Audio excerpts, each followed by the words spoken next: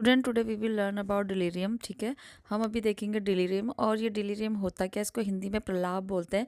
हालांकि आपको ये नहीं देखना, आपको सिर्फ ये देखना है, क्योंकि इंग्लिश जो भी मेडिकल लाइन होती है उसमें टर्मिनोलॉजी मतलब इंग्लिश में ही बोली जाती है। तो डिलीरियम क्या होता है, ये इसके आज हम देखेंगे कारण और इसके मतलब क्या कॉजेज होते हैं, इसके सामने सिम्टम क्या होते हैं, इसके ट्रीटमेंट क्या होते हैं, ये आज हम देखेंगे। तो पहले इंट्रोडक्शन देख लीजिए। इंट्रोडक्शन में आप थोड़ा सा समराइज कर दिया करिए भी किसी भी टॉपिक को जब पेपर में आता है तो डिलीरियम क्या होता है, एक अब्रप्ट चेंजेज होता है, यानी कि अचानक से ब्रेन में होने वाला चेंजेज है। मतलब क्यों चेंजेज हो रहा है उसका बाद में पता चलेगा जब उसकी ट्रीटमेंट उसको डायग्नोज किया जाएगा। तो लेकिन अचानक से चेंजेज हो जाते हैं। और क्यों होते हैं वो, तो मतलब जिसकी वजह से क्या होता है कि कन्फ्यूज़न होता है, इमोशनल चेंजेज हो जाते हैं ब्रेन में, और जो डिफ़िकल्टीज होती है उसको सोचने में, ठीक है, सोचने में उसको क्या रहेगी, परेशानी होगी। ठीक। एंड जो पर्सन होता है वो क्या करता है डिलीरियम में, जब उसको डिलीरियम मतलब हो रहा होता है तो क्यों होता है, अल्कोहल विड्रॉल, यानी कि जब वो ये शराब छोड़ता है, या फिर वो उसकी कोई सर्जरी हुई होती है उसके बाद होता है ब्रेन की, या फिर उसको डिमेंशिया वाली प्रॉब्लम है, ये भी ब्रेन डिसऑर्डर होता है, इसको हम बाद में देख लेंगे। पहले आप डिलीरियम देख लीजिए। फिर डिलीरियम जो होता है वो एक टेम्परेरी प्रॉब्लम है, ठीक है, थोड़े समय के लिए रहती है। मतलब अगर इसको ट्रीटमेंट ठीक से मिल जाए, टाइम से मिल जाए, तो ये इफ़ेक्टिवली ट्रीट हो जाती है, मतलब ठीक से इसमें शॉर्ट आउट हो सकती है। और डिलीरियम की अब डेफिनेशन आप ऐसे लिखेंगे कि डिलीरियम इज़ अ स्टेट, या डिलीरियम इज़ अ कंडीशन, जिसमें क्या होता है, डिलीरियम एक ऐसी कंडीशन होती है जिसमें जो पर्सन होता है, कोई भी व्यक्ति जो होता है वो क्या होता है, कंफ्यूज हो जाता है, मतलब वो भ्रमित होता है, क्या करूं क्या ना करूं, उसको कुछ समझ में नहीं आता, and not able to think और स्पीक क्लियरली, ना वो ठीक से सोच पाता है, ना वो ठीक से बोल पाता है। ठीक है, ड्यू टू फीवर, यानी कि कुछ उसको या तो हाई टेम्परेचर हो, फीवर हो, या फिर कोई अदर मेडिकल इलनेस हो, या फिर आप वो ये वाले कारण भी लिख सकते हैं, due to alcohol withdrawal surgery और ब्रेन सर्जरी और आफ्टर ब्रेन सर्जरी और विद डिमेंशिया, इस तरीके से भी आप लिख सकते हैं। अब देखिए, ये जो 9 की कैरेक्टरिस्टिक्स हैं डिलीरियम की, जो कि कैप्चर की गई है कन्फ्यूजन असेसमेंट मेथड के द्वारा।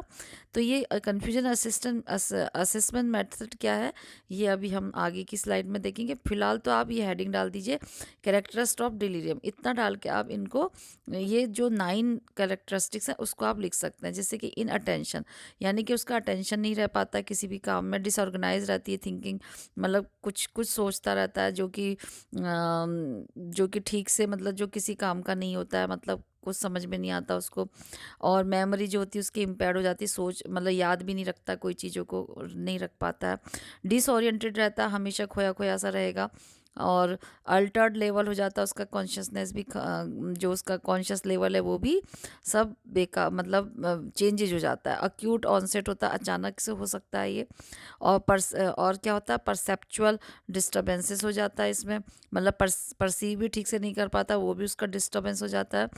और साइकोमोटर एगिटेशन एंड रिटार्डेशन भी हो जाता है, मतलब ज़्यादा अग्रेसिव नेचर भी हो सकता है इसमें। और अल्टर्ड स्लीप वेक साइकिल, यानी कि उठने और सोने का कोई भी टाइम नहीं होता उसका ठीक से, वो सब चेंज हो जाता है। फिर अब इसके टाइप ऑफ डिलीरियम देखें तो डिलीरियम जो होता है कैटेगराइज किया गया कॉजेज और सीवियरिटी और कैरेक्टरिस्टिक्स के हिसाब से, मतलब क्या उसके कारण हैं, कैसी वो कितना सीवियर है, या क्या उसकी कैरेक्टरिस्टिक्स हैं, उसके हिसाब से उसको बांटा गया है तीन मतलब कि कुछ भागों में, जैसे कि 1, 2 एंड 3। ठीक है, 3 उसमें हम देख सकते हैं इसको।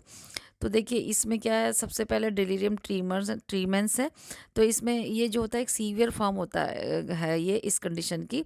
और इसमें पर्सन जो होता है वो क्या करता है, who are trying to stop drinking drinking usually they have been drinking large amount of alcohol और मैनी ईयर्स, मतलब फॉर मैनी ईयर्स। यानी कि इसमें क्या होता है कि जब पर्सन जो होता है अचानक से वो, अगर वो ले रहा होता है मतलब पहले से उसको आदत होती है अल्कोहल लेने की, और वो क्या करता है फिर ट्राई करता है छोड़ने की, उसको कोशिश करता है अपनी हैबिट को चेंज करने की। तो क्या होगा, उसमें अक्सर देखा जाता है कि वो जब उसको छोड़ता है जिसको कि वो लार्ज अमाउंट में बहुत पहले से बहुत सालों से ले रहा था, तो उससे क्या होगा, उसको इस तरीके की प्रॉब्लम हो जाती है। फिर है hyperactive delirium. Delirium. Hyperactive में क्या होता है, ये characterise by being highly alert and uncooperative. तो इसमें देखा गया है कि पर्सन जो होता है वो मतलब सहयोग नहीं करेगा किसी भी चीज़ के लिए, अनकोऑपरेटिव रहेगा और बहुत ही ज़्यादा सतर्क रहेगा। मतलब ऐसा लगेगा जैसे हर समय उसको कोई ना कोई मतलब सोचेगा ज़्यादा, देख अपने उसमें ज़्यादा ध्यान से वो सोचने की, तो अलर्ट रहता है, अवेयर रहता है। Hypo active delirium, hypo active delirium में क्या होता है, ये सबसे कॉमन डिलीरियम होता है जो होता है, और मतलब जितने भी डिलीरियम है उसमें ये सबसे कॉमन होता है हाइपो एक्टिव। ठीक है, with this type of tend to sleep more and become inattentive and disorganise with daily task. ठीक है, इसके इस वाले जो हाइपो एक्टिव डिलीरियम है, इसमें जो पर्सन होता है उसको क्या रहता है, ज़्यादा सोएगा और बिकम इन अटेंटिव हो जाएगा, इन अटेंटिव रहेगा वो। ठीक है, और डिसऑर्गेनाइज रहेगा, और जो कि उसके डेली टास्क के लिए वो नहीं कर पाएगा। उसके डेली टास्क जो होते हैं वो अस्त व्यस्त रहते हैं, वो ठीक से जैसे रूटीन में उसके जो काम होते हैं वो चेंज हो जाते हैं। ठीक है, मतलब ये रहता है उसका। और इसमें क्या होगा, यू माइट मिस मील और अपॉइंटमेंट, मतलब इसके वजह से वो अपने कुछ जो खान पान होता है उसमें भी उसका मिस हो जाता है, ध्यान नहीं रहता। और कुछ उसके अपॉइंटमेंट होते हैं वो भी इसमें मिस हो सकते हैं, मतलब छोड़ सकता है वो, मतलब ठीक है, जो उसके अपॉइंटमेंट मतलब किससे मिलना जुलना, कहीं जाना, ये सब। ठीक है, फिर some people have a combination of both, और कुछ पर्सन होते हैं जिसको हाइपर एक्टिव और हाइपो एक्टिव डिलीरियम दोनों ही जो होता है देखा जाता है, उसको बोलते हैं मिक्स डिलीरियम बोलते हैं। जिनमें दोनों एक्टिविटीज़ होती है उसको मिक्स डिलीरियम बोलते हैं। ठीक है, इसमें क्या होगा, अलर्टनिंग बिटवीन टू स्टेट।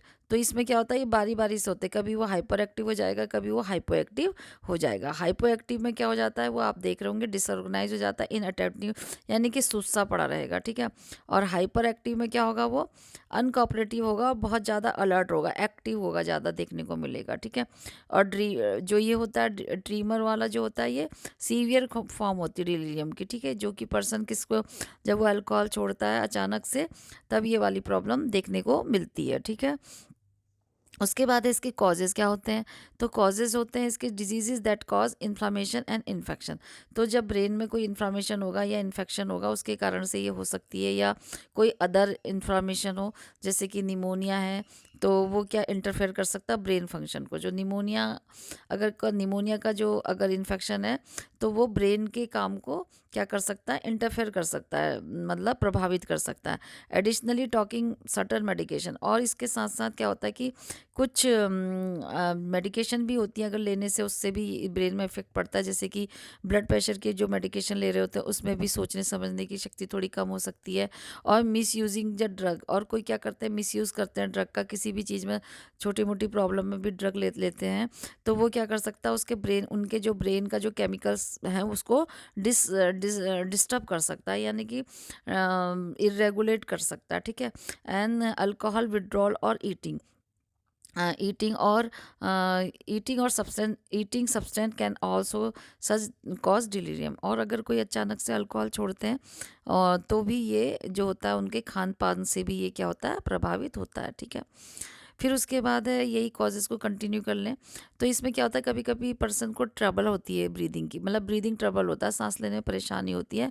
किसकी वजह से, या तो उसको अस्थमा होता है या तो कोई अनदर कंडीशन होती है, मेडिकल कंडीशन, चेस्ट वाली मतलब रेस्पिरेटरी प्रॉब्लम होती है।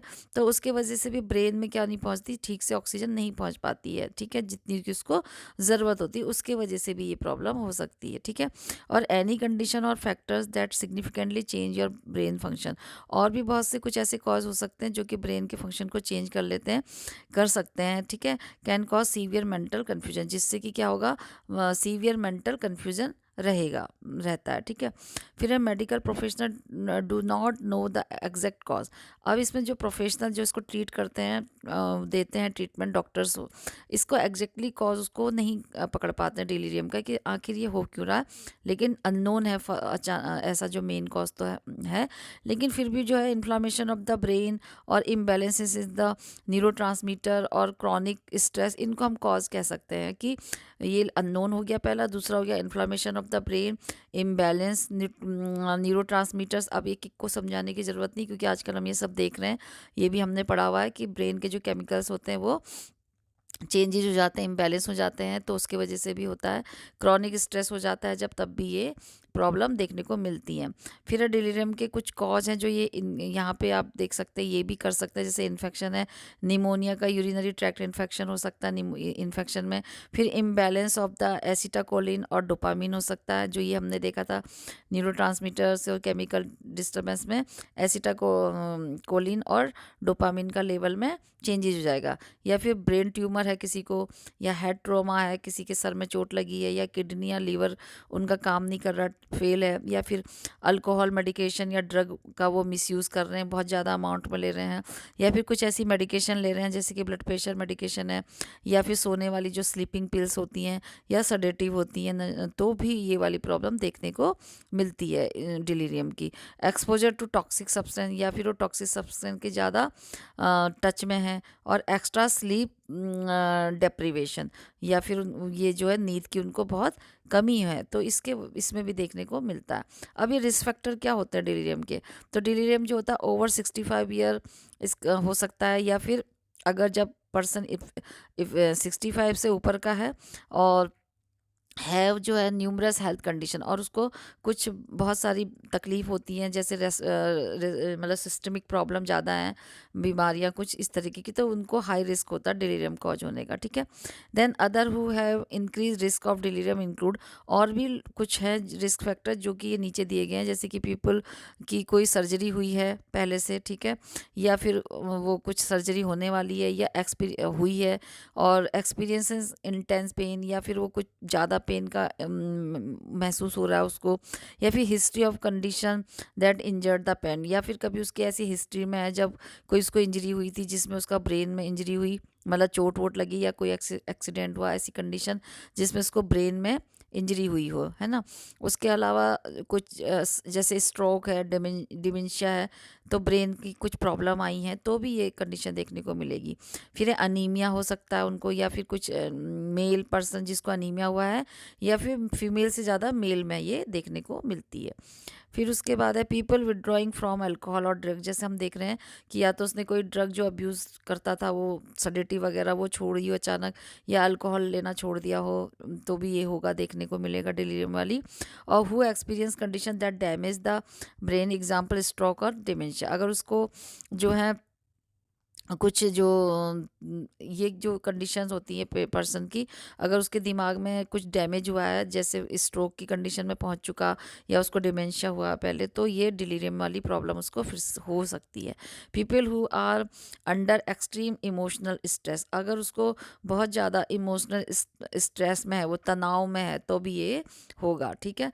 फिर फॉलोइंग फैक्टर में ऑल्सो कंट्रीब्यूट टू डिलीरियम, और ये भी हैं कुछ फैक्टर्स जो कि उसको कंट्रीब्यूट कर सकते हैं डिलीरियम को, जैसे स्लीप डेप्रीवेशन, नींद नहीं आ रही है उसको, ठीक है, सही से नहीं सो पा रहा है, या फिर सडन मेडिकेशन कुछ हैं, जैसे कि सडेटिव हो गई, ब्लड प्रेशर की मेडिकेशन हो गई, स्लीपिंग पिल्स हो गई, या पेन रिलीवर्स हो गए, है ना, पेन किलर जिसे बोलते हैं, तो वो भी ये वाली कॉज कर सकते हैं डिलीरियम को। और फिर क्या, डिहाइड्रेशन हो गया, पानी बहुत कम लेना है, उसके बॉडी में कम हो गया, या फिर पुअर न्यूट्रिशन मतलब वो खान पान उसका बहुत ही मतलब बैलेंस डाइट नहीं है, या फिर इन्फेक्शन है, जैसे कि यूरिनरी ट्रैक्ट इन्फेक्शन, निमोनिया, ये सब आप लिख सकते हैं।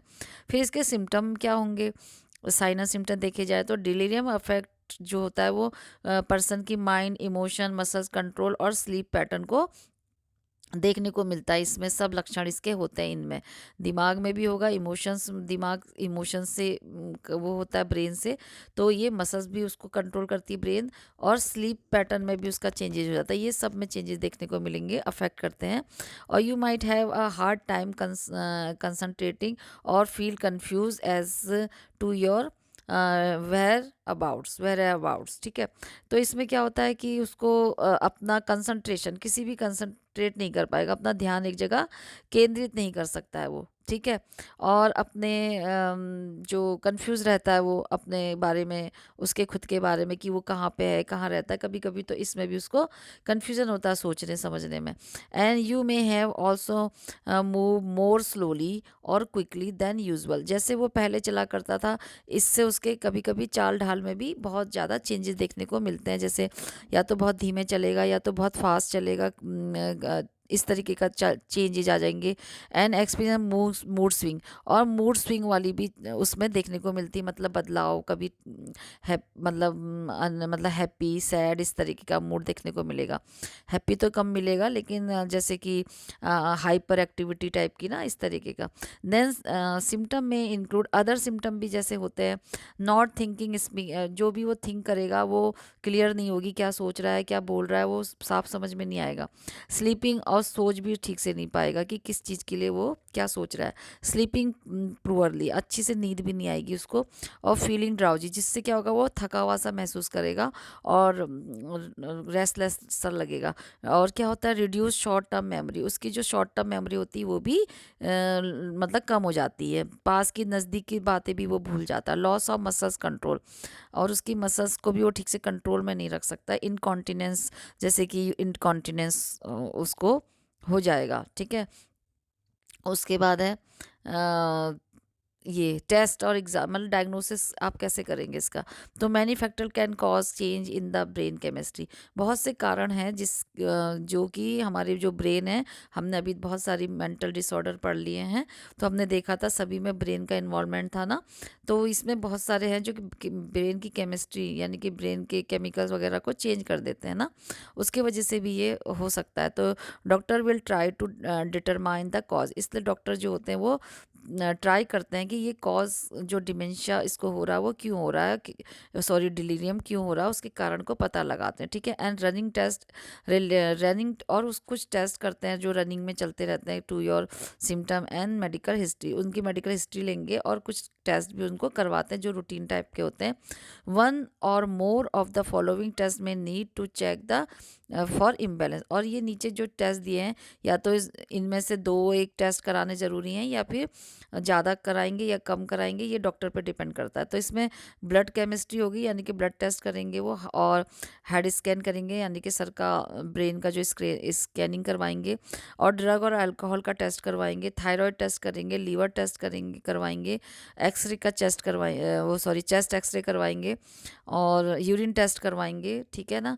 Delirium result in a sudden change in person mental function, तो डिलीरियम के कारण क्या होता है कि पर्सन के जो ये मेंटल फंक्शन होता है, इसमें अचानक ही क्या हो जाता है, चेंजेज आ जाता है, which can disturb their ability, जिससे उसकी जो एबिलिटी होती है वो डिस्टर्ब हो जाती है, और वो कंसंट्रेट, थिंकिंग, रिमेंबर और स्लीप, सभी कुछ उसका क्या हो जाती है, एबिलिटी इसमें कमज़ोर हो जाती है, डिस्टर्ब हो जाती है। तो it can also cause fluctuating in their level of consciousness, और जिससे क्या होता है, उसका जो कॉन्शियसनेस होता है वो भी फ्लक्चुएट होता है, मतलब वो ठीक से काम नहीं करता था, उतार चढ़ाव जिससे देखने को मिलता है उसके कॉन्शियस लेवल में भी।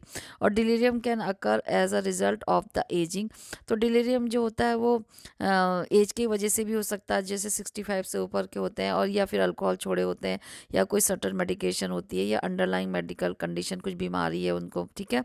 According to the author of the 2013 article trusted sources, तो ये इस सोर्स के द्वारा जो है कुछ जो ऑथर है उन्होंने इस पता लगाया कि जो there is a link between delirium and adverse health outcome, उन्होंने डिलीरियम और जो हेल्थ है उन दोनों के बीच के लिंक को क्या करा उन्होंने आइडेंटिफाई, जैसे उन्होंने इसमें पता लगाया कि क्या इनमें संबंध है। तो जैसे कि एक्सटेंड हॉस्पिटल स्टे, तो उन्होंने देखा कि ज़्यादा लंबा हॉस्पिटल में कोई स्टे करते हैं, हमने किसी ट्रीटमेंट के लिए, कोई लंबी बीमारी है, या फिर फास्टर, इसमें क्या होता है फास्टर कॉग्निटिव डिक्लाइन, या उनका जो ब्रेन है वो ज़्यादा जल्दी से क्या हो रहा है, फास्ट डिक्लाइन में जा रहा है नीचे की ओर, मतलब समझ नहीं पा रहे हैं कि वो हमेशा गिरावट आ रही है उसमें, उनके जो ब्रेन मेमोरी वगैरह है ना, और higher likelihood of developing dementia, ठीक है। और क्या होता है कि जो ये डिमेंशिया की जो ये है संभावना है, ये क्या होती है,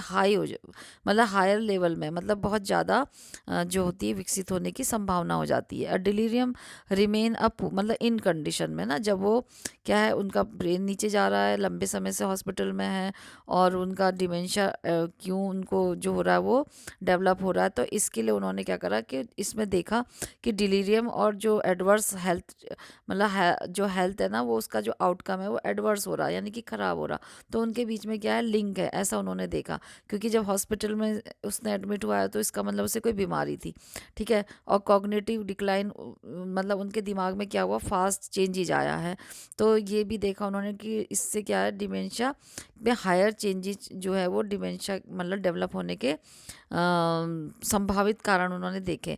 तो delirium remain a poorly understood. तो डिलीरियम को क्या कर सकते हैं, फिर से देखा गया है कि पुअरली अंडर, दोबारा से इसमें अगर हम देखें तो अभी भी जो है ये समझ में नहीं आता, अभी रिसर्च में पुअर अंडरस्टैंड है, अभी इसको ठीक से नहीं समझा गया है कि डिलीरियम के क्या कारण है, या फिर पोटेंशियली अंडर डायग्नोज कंडीशन, या और पोटेंशियली इसमें क्या होता है, अंडर डायग्नोज मतलब कि ये कम पता चलता है, इसका निदान मतलब ये डायग्नोज नहीं हो पाता ठीक से जल्दी से। फिर इसके टाइप ऑफ सिम्टम को भी इस टाइप्स में बांटा गया है, ठीक है। तो डॉक्टर डायग्नोज पीपल विथ 1 और 3 टाइप्स ऑफ डिलीरियम। तो डॉक्टर क्या करते हैं, डिलीरियम को जो है डायग्नोस करने के लिए उसको 3 टाइप ऑफ डिलीरियम में के हिसाब से उनके सिम्टम क्या क्या हैं, किस किस में कैसे डिफर सिम्टम होते हैं, उसके हिसाब से वो उसको कैटेगराइज करते हैं और पता लगाते हैं कि क्या है। तो सिम्टम जो होते हैं वो there are 3 type of symptom. First one is hypo active symptom. तो हाइपो एक्टिव का मतलब जैसे हाइपो से ही पता चल रहा है कि इसमें जो पर्सन होता है वो टायर्ड, थका हुआ रहेगा, डिप्रेस्ड रहेगा और बहुत स्लो रहेगा, मूव धीमे धीमे करेगा नॉर्मल के कंपैरिजन में, ठीक है।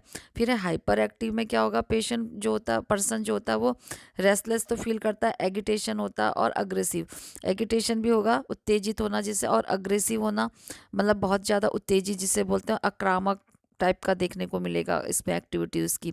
और मिक्स्ड डिलीरियम मतलब दोनों का जब उसमें क्या मिलते हैं, कैरेक्टरिस्टिक्स मिलते हैं। तो alternate between the hyper active मतलब या तो ये वाले मिलेंगे, कभी कभी ये वाले मिलेंगे, तो उसमें दोनों के बीच में कभी ये कभी वो, तो बीच बीच में करके इस तरीके से उसको दोनों देखने को मिलता है, इसको बोलते हैं मिक्स्ड डिलीरियम, ठीक है। तो फिर सम पीपल जो होते हैं who have delirium do not experience any physical symptom.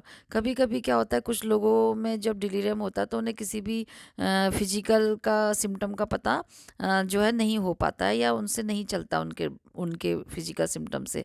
तो doctor will refer to this form of delirium as delirium without motor symptom. तो डॉक्टर क्या करते हैं, ऐसे टाइप के डिलीरियम को जिसमें कि फिजिकल सिम्टम पता नहीं चल पाते हैं, जैसे ना धीमे चलना, ना फास्ट चलना, ना एजिटेशन, ना कुछ इस तरीके का उनको ट्रीमर और या फिर जैसे भी ड्राउजी, तो वो क्या करते हैं, इसको दूसरा नाम देते हैं, डिलीरियम विदाउट मोटर सिम्टम इसको बोलते हैं, क्योंकि उनको कुछ भी पता नहीं चल रहा, तो डिलीरियम तो है लेकिन विदाउट मोटर सिम्टम, ठीक है। All type of delirium can include the following symptom, ठीक है। All types of delirium can मतलब सभी जो जितने भी टाइप के डिलीरियम हैं अभी जो हमने देखे थे उनमें सभी में ये सब देखने को मिलता है जो नीचे ये है। कन्फ्यूजन और डिसोरिएंटेशन होंगे, मेमोरी उनकी लॉस होगी, और स्लर्ड स्पीच होगी, मतलब कि जो भी वो बोल रहे हैं वो समझ में नहीं आती है, और डिफ़िकल्टी स्पीच जो होती है वो होती है इनकी, और क्या होता है मतलब बोलने में इनको परेशानी होगी, डिफ़िकल्टी कंसंट्रेट करने में भी परेशानी होगी, हेलुसिनेशन वाली प्रॉब्लम होगी। अब ये सारे टर्म्स नहीं बताने क्योंकि ऑलरेडी आप पढ़ रहे हैं तो समझ में आ रहा होगा। और चेंजेस इन स्लीप पैटर्न, और उनके नींद में भी प्रॉब्लम है, सोने में भी उनको नींद ही नहीं आएगी। चेंज इन मूड और पर्सनैलिटी, उनकी पर्सनैलिटी में और मूड में भी परिवर्तन देखने को मिलेगा, ठीक है। और फंक्शनल डिसेबिलिटी, उनको क्या होता है, कुछ काम काज में भी उनकी कमियां देखने को मिलेगी, ठीक से प्रॉपर अपने काम काज नहीं कर पाएंगे, पुअर विजन रहेगा और सही सही से देख भी नहीं पाएंगे, या तो कैसा होगा उनका, जैसे थोड़ा विजन जो होगा उनका कमज़ोर हो जाएगा, या फिर डबलिंग दिखेगी। और ये जो हेयरिंग भी लॉस होगा, माइल्ड कॉग्निटिव इम्पेयरमेंट, और उनको थोड़ा क्या रहेगा, दिमागी तरीके से भी हल्का चेंजेस देखने को मिलेंगे, इम्पेयरमेंट देखने को मिलेगा, ठीक है। एंड ओवर यूजिंग अल्कोहल, फिर ये जो होते हैं ज़्यादा अल्कोहल भी लेने वाले हो सकते हैं। टेकिंग लीगल और इलीगल जो होते हैं साइको एक्टिव ड्रग, और वो क्या कर सकते हैं, जो लीगल कुछ चीज़ें होती हैं जो लीगली ली जा रही हैं या कुछ होती बंद हो चुकी हैं, ऐसी ड्रग जो मेंटल के लिए दी जाती है, मेंटल डिसऑर्डर के लिए, इसको साइको एक्टिव ड्रग, जैसे कि इसमें ओपोइड ले सकते हैं वो, एंटी डिप्रेसेंट मेडिकेशन, और हाइपोटोनिक स्लीप, ठीक है। तो ये जो कुछ मेडिकेशन है वो इसमें लेने से भी होगा, और वो इसको यूज़ करते हैं, तो इसकी वजह से भी ये प्रॉब्लम होती है। डायग्नोसिस क्या होंगे इसके? Health care professional pay attention to both. तो हेल्थ केयर जो होते हैं वो फिजिकल और जो साइकोलॉजिकल सिम्टम होते हैं दोनों को देखते हैं, उसमें दोनों में वो अपना अटेंशन देते हैं डायग्नोज करने के लिए डिलीरियम को। जब डिलीरियम डायग्नोज करना है तो फिजिकल सिम्टम भी देखेंगे और जो साइकोलॉजिकल सिम्टम है वो भी वो ध्यान से देखते हैं उसमें, ठीक है। ये कौन होते हैं? डॉक्टर्स। तो दे कैन यूज़, अब वो यूज़ करते हैं इसमें combination of cognitive health assessment, जैसे मैंने आपको 9 कैरेक्टरिस्टिक्स वाला अभी दिखाया था चार्ट, तो उसी में वो ये एक नाम है जिसमें कि जो जैसे ये देख रहे हैं आप, कहाँ गया? ये है ना, ये वाला, ठीक है। तो कॉम्बिनेशन का मतलब ये कुछ कॉग्निटिव हेल्थ असेसमेंट का कॉम्बिनेशन, जिसमें कि अब ये भी हो, ये चार्ट को यूज़ करेंगे, फिजिकल एग्जामिन करेंगे डायग्नोज करने के लिए, लेबोरेटरी टेस्ट करेंगे जो कि उनको क्या करेगा, डायग्नोज डिलीरियम का डायग्नोज करने में हेल्प करेगा, और आइडेंटिफाई द अंडरलाइन कॉज, और किस कारण से हो रहा है ये आइडेंटिफाई करने में कॉज करेगा। जैसे ये मैंने आगे आपको चार्ट दिखाया था, ठीक है। अब है ये कन्फ्यूजन असेसमेंट टेस्ट का मेथड, असेसमेंट मेथड बोलते हैं इसको। इसमें health care professional can use the confusion assessment method, ये जो मैंने अभी बताया कैम इसको शॉर्ट फॉर्म में बोलते हैं, इसका यूज़ करते हैं वो, जो कि डायग्नोज डिलीरियम को डायग्नोज करने में हेल्प करता है। तो they will took for following indication of delirium during a CAM assessment. तो वो ये जो नीचे दिए गए हैं इंडिकेशन, तो डिलीरियम को डायग्नोस करते समय वो इसको करते हैं। सबसे पहले क्या करेंगे, अक्यूट ऑनसेट, मतलब अचानक से होना। तो डज द पर्सन शो और sudden changes in their mental status, ठीक है। तो वो क्या देखते हैं, ये संकेत देखते हैं जो नीचे दिए गए हैं। तो अक्यूट ऑनसेट का मतलब अचानक से क्या शुरुआत हुई है, तो क्या व्यक्ति की जो पर्सन है उसकी जो मेंटल चेंजेज है या मेंटल की कंडीशन है, क्या उसमें अचानक ही चेंजेस देखने को मिला, ये हो गया उसे सडन चेंजेस। फिर है अल्टर्ड लेवल ऑफ कॉन्शियसनेस, तो वो देखते हैं तो do they display sign of being alert और हाइपर अलर्ट, लिथार्जिक और कोमेटोज, ठीक है। तो क्या होता है कि वे देखते हैं, क्या वे देखते हैं कि पर्सन क्या है, बहुत ज़्यादा अलर्ट है, या फिर वो कैसा है, हाइपर अलर्ट है, मतलब बहुत ज़्यादा अलर्ट से भी ज़्यादा, या फिर वो कैसा है, लिथार्जी है, सुस्त है, या फिर वो कोमा में टाइप का है। तो ये सब उसके क्या ऐसे वाले सिम्टम है, तो ये भी वो देखते हैं। दूसरा हो गया डिसओरिएंटेशन, तो क्या पर्सन जो होता है ऐसे साइन उसमें देख रहे हैं कि वो डिसओरिएंटेशन हो रहा या कंफ्यूज हो रहा है ड्यूरिंग द असेसमेंट, जो वो जब वो असेसमेंट करते हैं, तो ये साइन भी देखते हैं डिसओरिएंटेड का और कन्फ्यूजन का, ठीक है। फिर ये मेमोरी का इम्पेयरमेंट देखते हैं, तो क्या वो डिफ़िकल्टी हो रही है उनको कुछ भी चीज़ याद करने में जो रिसेंटली उनके साथ हुई है, रिसेंट इवेंट्स को, या फिर जो भी इंट्रक्शंस हुए हैं, तो वो जो भी उनकी बातचीत हुई, किसी से इंट्रक्शन हुए या कोई इवेंट जो अभी रिसेंटली उनके साथ हुआ है, तो क्या उनको डिफ़िकल्टी हुई है उसको याद करने में, वो पूछेंगे, इस तरीके के क्वेश्चन करेंगे जो कि उसको कठिनाई होगी, वो याद नहीं कर पाएगा। परसेप्चुअल डिस्टर्बेंस, तो बता नहीं पाएगा, मतलब इतनी उनको मेमोरी में लगेगा कि मेमोरी इम्पेयर है। फिर है परसेप्चुअल डिस्टर्बेंस, इसमें do they see hear feel thing that are not there, ठीक है। तो ये परसेप्चुअल में क्या होता है कि वो जो होता है, क्या वे ऐसी चीज़ें देखते, सुनते या महसूस करते हैं जो कि वहाँ पर अभी नहीं है, हेलुसिनेशन वाली टाइप की प्रॉब्लम, तो इस तरीके का भी वो कुछ क्वेश्चन पूछेंगे, ठीक है। देन साइकोमोटर एगिटेशन, तो इसमें देखेंगे, इसमें ऐसे वाले साइन देखते हैं वो कि are they sign of restless, क्या उनमें रेस्टलेस के साइन है, जैसे कि फ्राइटनिंग और फिंगर टैपिंग और सडन चेंजिंग पोजीशन, अचानक से अपनी जो स्थिति को बदल देते हैं, या फिर कोई चीज़ को अपनी उंगली चलाते रहते हैं, किसी चीज़ को टपटपाते हैं, थपथपाना यानी कि कुछ बजाना, इस तरीके से कुछ भी चेंज करना, अपनी उंगली चलाना, तो बेचैनी होना, ऐसे कुछ देखने को मिल रहा है, तो इसको बोलते हैं साइकोमोटर एगिटेशन। उनको साइकोलॉजी अपने जो उनका मोटर वो है कंडीशन, उसको चेंज करते रहते हैं, तो वो देखेंगे उसमें। फिर है साइकोमोटर साइकोमोटर रिटार्डेशन, इसमें देखेंगे कि वो स्टेयरिंग इनटू स्पेस, तो क्या वो कहीं ऐसी जगह में घूर रहे हैं, स्पेस में ऊपर ही देख रहे हैं आसमान को, या फिर कहीं ऐसी staying in one position for a long time, या किसी एक ही पोजीशन में खड़े हैं क्या लंबे समय से, रुके हुए हैं उसी पोजीशन में, या मूविंग स्लोली, या वो धीरे धीरे चल रहे हैं, तो ये साइकोमोटर रिटार्डेशन में आ जाएगा। तो ये वाला भी वो साइन देखते हैं। फिर है अलर्ट स्लीप वेक साइकिल। अब वो उनके सोने और जागने की भी उसमें देखेंगे क्या पर्सन जो होता है वो उसमें इंसोम्निया है, क्या वो नींद की प्रॉब्लम है, या फिर वो डे टाइम फटीग हो रहा है। तो इसमें देखते हैं कि वो मतलब बहुत ज़्यादा दिन उसमें अत्यधिक थकान है, दिन भर में भी थका हुआ रहता है, या नींद नहीं आती, किसकी शिकायत कर रहा है, वो सब नोट करते हैं। फिर फिजिकल टेस्ट वही है, फिजिकल टेस्ट में वो along with the CAM assessment, जो अभी आपने देखा जितने असेसमेंट कर रहे थे उनके नेम के अनुसार उसमें साइन देख रहे थे डॉक्टर। अब उसके साथ साथ वो क्या करते हैं, हेल्थ केयर प्रोफेशनल कुछ जो होते हैं कुछ टेस्ट का भी यूज़ करते हैं, जिसमें कि आइडेंटिफाई करते हैं वो अंडरलाइन कॉज ऑफ डिलीरियम के कॉज को। जैसे कि following test can help the check for imbalance in a person brain chemistry और इलेक्ट्रोलाइट लेवल। तो इसमें कुछ टेस्ट करने से उनको क्या चलता है, जो पर्सन की जो ब्रेन केमिस्ट्री है, जो इम्बैलेंस है, उसको चेक कर पाते हैं। वो इलेक्ट्रिकल लेवल में ब्रेन के जो इलेक्ट्रिकल ये जो इलेक्ट्रिकल एक्टिविटी चेंज कर तो नहीं हुई है, या फिर इलेक्ट्रोलाइट लेवल उसका चेंज हुआ है, वो भी देखते हैं। या फिर वो उसको कंफर्म करते हैं पर्सन की एनी अदर मेडिकल कंडीशन, या कोई और बीमारी है मेडिकल कंडीशन उनको, वो भी देखते हैं उसमें।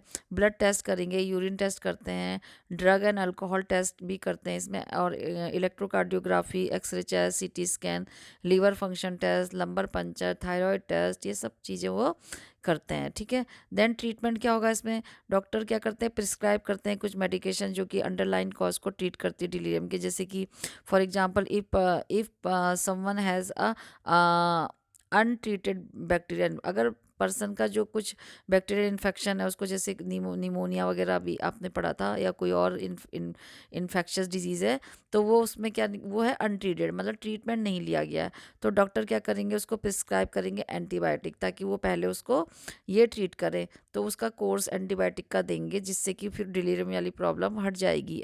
पहले तो वो उसके प्राइमरी कॉज को देख के उसको ट्रीट करेंगे। Then doctor may prescribe low doses of psychotropic medication to people who have severe और डेंजरस सिम्टम्स। अगर जिन पर्सन को सीवियर और डेंजरस सिम्टम है रिलेटेड टू द ब्रेन और तो उनको साइकोट्रोपिक मेडिकेशन वो प्रोवाइड करेंगे, जो कि लो डोज से स्टार्ट करेंगे। ठीक है, सच एज एक्सट्रीम एगिटेशन, अगर जैसे पर्सन है ज़्यादा वो उत्तेजित हो रहा है, या फिर वो कुछ वायलेंट बिहेवियर कर रहा है। डेमोस्ट्रेटिंग वायलेंट बिहेवियर का मतलब किसी को हिंसक व्यवहार, मारना धाड़ना और कुछ गाली गलौज करना, तो फिर वो क्या करते हैं, लो लेवल से वो वाली दवाई चलाते हैं। ठीक है, साइकोट्रोपिक। फिर इसमें एग्जांपल है साइकोट्रोपिक मेडिकेशन के जो डॉक्टर प्रिस्क्राइब करते हैं, जैसे एंटी डिप्रेसेंट दे सकते हैं, सेडेटिव दे सकते हैं, डोपामिन ब्लॉकर्स दे सकते हैं वो। ठीक है, ये सारी मेडिकेशन आती है इसमें। तो thank you guys for watching this video. Please like share comment and subscribe. Like तो करते हुए जाइए, और कुछ कमेंट भी कर दीजिए कि किस टाइप की आपको वीडियो चाहिए, या क्या इम्प्रूवमेंट करना है, या किस टॉपिक पे करनी है। और इसी तरीके के नोट्स चाहिए, वीडियो चाहिए, तो सब्सक्राइब कर लीजिए। सब्सक्राइब के बगल में बेल आइकन है, उसे भी प्रेस कर दीजिए। और किस टॉपिक में वीडियो चाहिए ये भी आप बताइए कमेंट सेक्शन में। Okay, goodbye, take care.